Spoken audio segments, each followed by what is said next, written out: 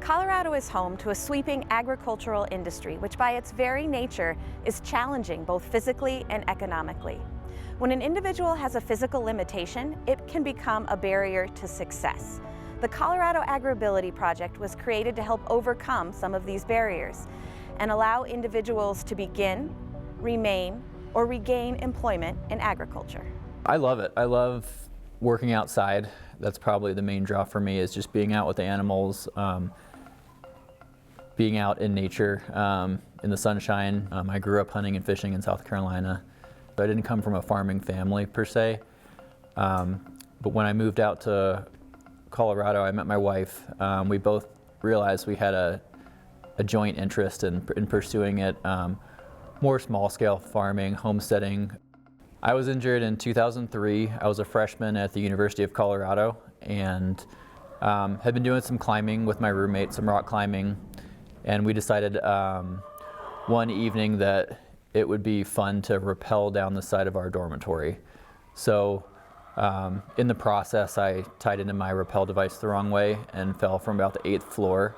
Ended up hitting a fire sprinkler main that was spanning the building at about the 2nd floor, which I believe broke my back, and then hit the ground, which severed my spinal cord at T5, which left me completely paralyzed from that point down. I was 18 years old.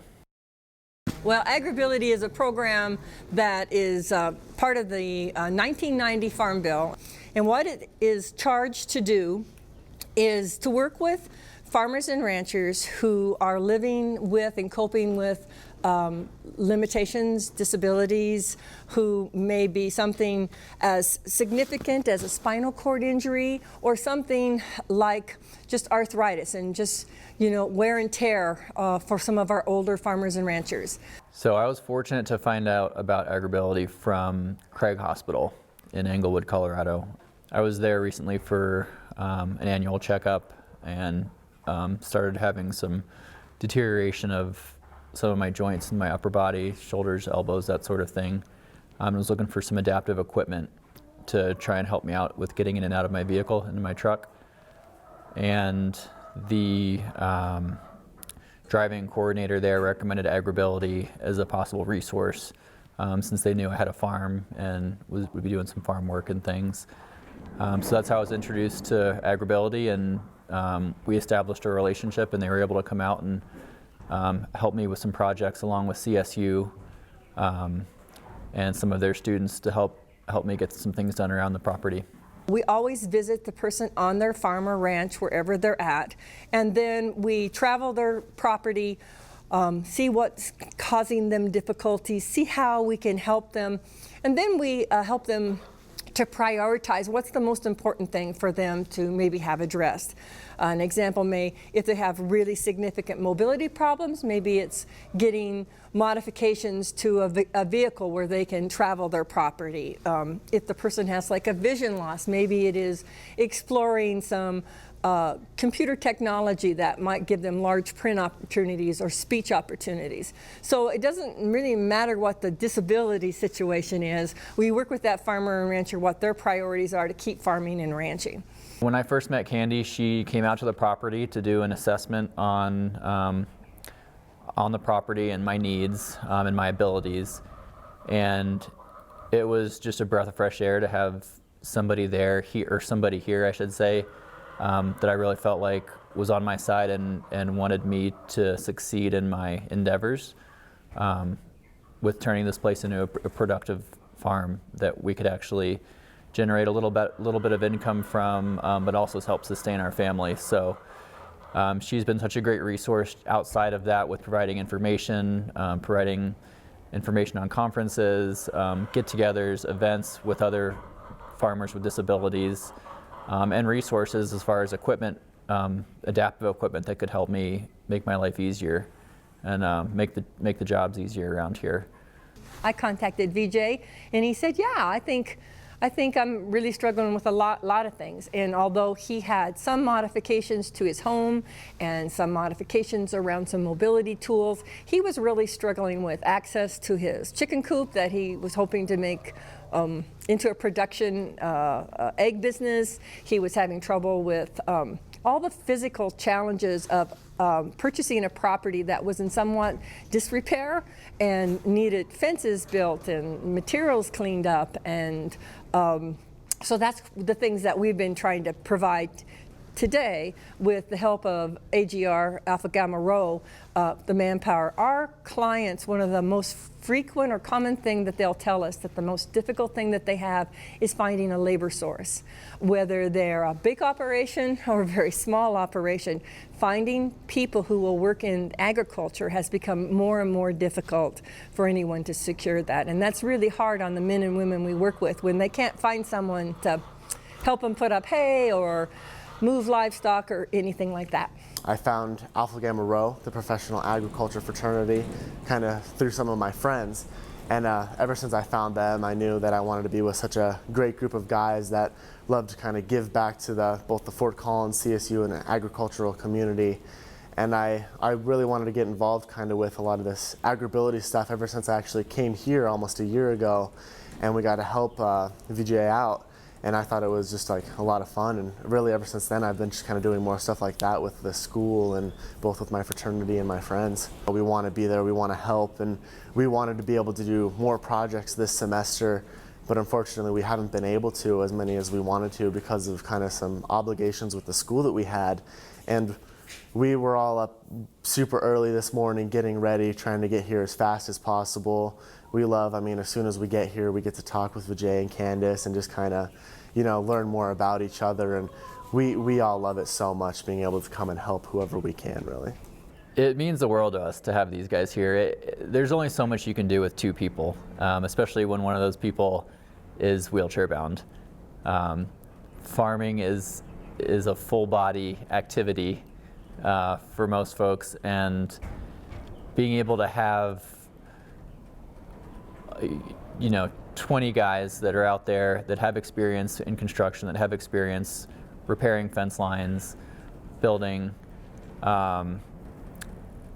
they're probably getting as much work done today as we would get done in a whole year with just the two of us. So this really gives us a leg up on the season. It's going to enable us to have more space for our cows to pasture. It's going to enable us to have more space for our chickens and our egg production. So we would not honestly be able to do it without their help. I just hope that it means to them, you know, what it does mean to us, really, that we can rely on each other. You know, when they really need us, we want to be able to be there and help them with whatever they can, really.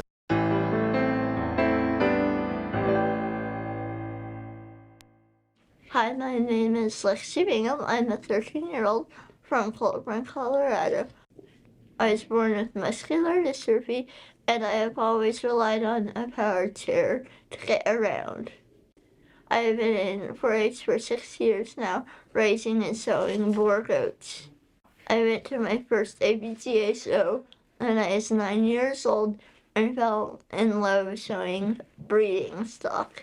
Come on, Phoenix! Phoenix! Come on! Come on! So Lexi was born with a non-defined muscular dystrophy. She's always relied on either us carrying her places or her wheelchair.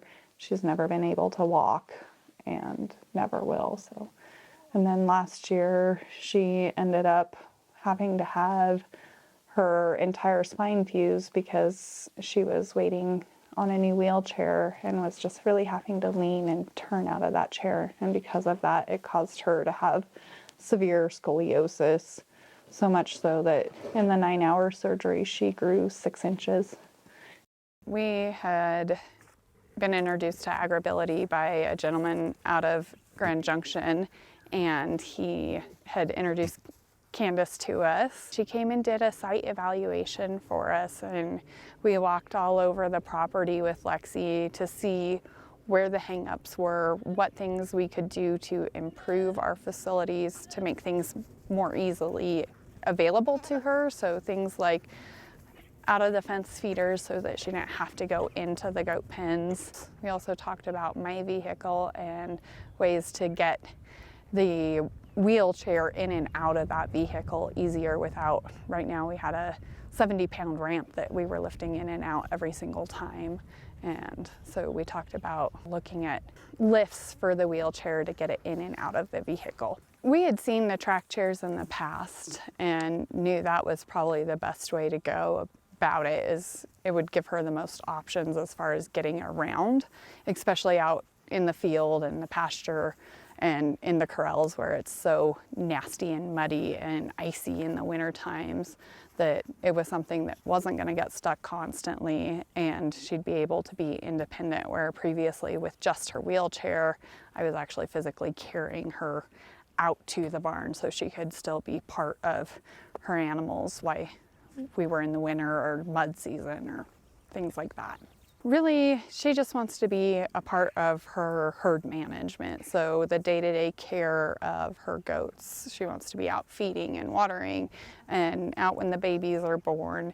She also loves to go hunting and fishing and camping. And so being out and about and able to go out and do all of that in the track chair and not just her wheelchair where she has limited mobility with the rough terrain, it really increased where she could go. When we look at providing services, we come to a farm or ranch.